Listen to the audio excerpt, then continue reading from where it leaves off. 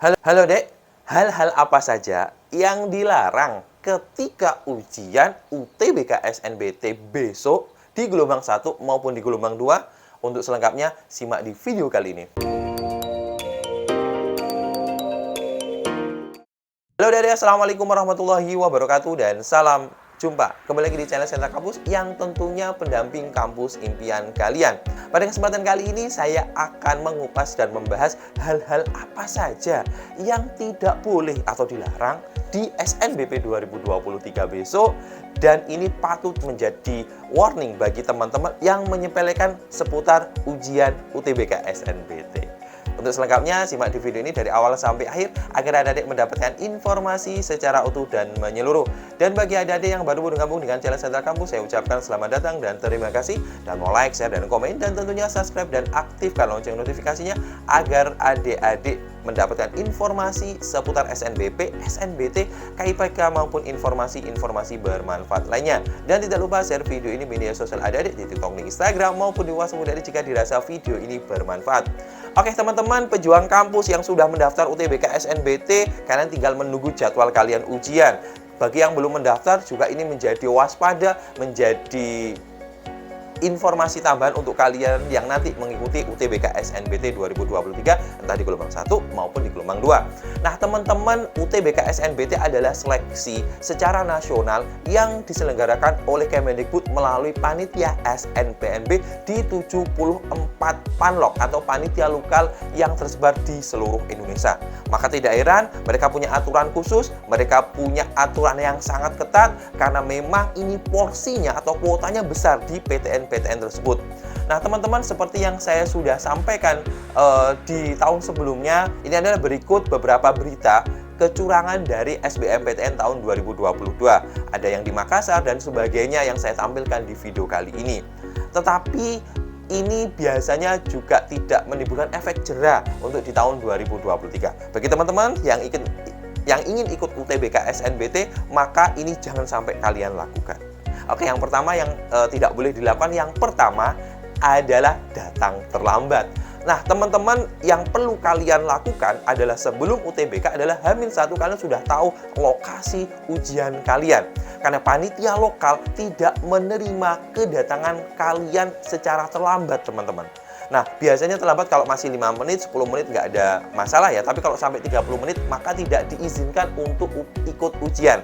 Jadi saran saya, teman-teman yang letaknya ujiannya di luar kota, saran saya H-1 sudah ada di kota tersebut. Apalagi kalau misalnya kalian itu ujiannya di lantai 3 ataupun di gedung yang agak jauh dari dari pintu depan, maka kalian harus datang minimal 45 menit sebelum ujian dilakukan agar kalian bisa prepare apa-apa saja yang perlu kalian bawa ya teman-teman. Jadi sekali lagi jangan sampai terlambat karena banyak kasus di beberapa PTN terlambat maka sudah otomatis didiskualifikasi. Yang kedua adalah format foto tidak sesuai yang disyaratkan. Nah, ini memang hal yang kecil sekali atau mungkin hal yang mendasar. Namun saya juga masih menemukan ini di beberapa PTN yang ternyata pas fotonya tidak sesuai dengan yang disyaratkan. Jadi yang persyaratannya kan fotonya tidak berseragam nggak apa-apa, tapi bebas maupun rapi. Tapi ada juga yang memasang foto selfie atau mungkin foto orang lain atau mungkin foto ukurannya ngeblur dan sebagainya. Ini juga bisa berdampak kalian didiskualifikasi karena ini masuk peraturan dari panitia SNPMB.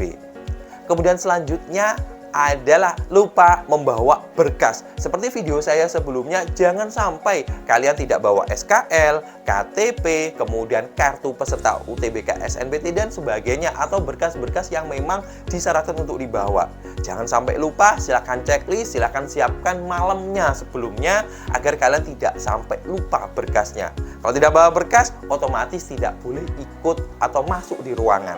Kalau tidak bisa masuk di ruangan, ya otomatis berarti kalian didiskualifikasi sebelum kalian ujian UTBK. Kemudian yang keempat adalah berpakaian tidak rapi. Nah, teman-teman, UTBK SNBT ada banyak aturan. Jadi kalau kalian tidak boleh memakai hanya kaos oblong, kemudian kalau misalnya pakai singlet dan sebagainya, silahkan pakai sepatu, pakai celana atau rok, dan pakai hem seperti layaknya anak-anak yang kuliah. Kemarin di tahun 2022 saya menemukan beberapa siswa yang mungkin mereka ya coba-coba aja di UTBK SNBT, mereka itu bingung bagaimana meminjam sana sini hem atau baju yang resmi atau berkerah di lokasi ujian. Nah, ini menurut saya hal yang sangat konyol, hal yang sangat mendasar bagi adik-adik pejuang kampus yang ingin lolos di UTBK SNBT. Jadi jangan sampai hal-hal dasar seperti ini tidak kalian lakukan, karena kalau misalnya kalian tidak diizinkan aja masuk di kelas, ya berarti sudah diskualifikasi. Kemudian yang terakhir, yang nomor 5 adalah melakukan kecurangan. Nah, teman-teman, melakukan kecurangan ini banyak variasinya, teman-teman. Ada yang berbicara dua arah dengan temannya, ada juga yang memakai earphone yang dipasang di telinganya, atau mungkin memfoto soal UTBK. Jadi ini kecurangan-kecurangan ini pastinya akan tidak ditoleransi, teman-teman. Jadi jangan coba-coba lakukan kecurangan sedemikian rupa. Fokus saja di soal, fokus aja mengerjakan dengan kemampuan sendiri. Kalau kalian, ini hukuman terberatnya, teman-teman. Kalau melakukan kecurangan seperti di tahun lalu, kalian akan didiskualifikasi dan juga akan diserahkan ke pihak berwajib, teman-teman. Jadi hindarkan atau buang jauh-jauh pikiran untuk kalian melakukan kecurangan. Nah, teman-teman, ketika melakukan kecurangan dan kecurangan itu dirasa sangat ringan, panitia tidak akan menegur kalian, tapi otomatis kalian dicoret dari kepesertaan kalian di UTBK. Jadi misalnya kalian itu membuat gaduh, atau misalnya ketika mau keluar karena kalian itu sakit perut, kalian nyelonong dengan sendirinya tanpa sebelum diizinkan. Nah, itu memang dasarnya gampang, atau mungkin ya nggak apa-apa lah menurut kalian. Tapi ingat, panitia SNPMB punya SOP yang sangat ketat, teman-teman. Jadi kayak misalnya kalian itu mau keluar ke kamar mandi, ya harus izin sampai kalian diizinkan. Atau mungkin kalian mau pinjem pulpen ke teman kalian, ya harus diizinkan terlebih dahulu, dan sebagainya. Jadi jangan lakukan kecurangan-kecurangan ini dari yang mulai dasar sampai yang kecurangan yang sampai memakai earphone dan sebagainya, atau berharap ada jawaban yang dilakukan di luar seperti joki dan sebagainya. Sekali lagi, jangan lakukan kecurangan, karena ini nanti akan membuat kalian didiskualifikasi dari UTBK SNBT. Nah, itu adalah hal-hal yang dilarang di UTBK SNBT. Harapan saya, kalian adalah pejuang kampus sejati, pejuang kampus yang sesuai dengan kemampuan kalian dan bisa lolos sesuai dengan kemampuan akademik kalian. Oke, dari saya, wassalamualaikum warahmatullahi wabarakatuh, dan salam jumpa.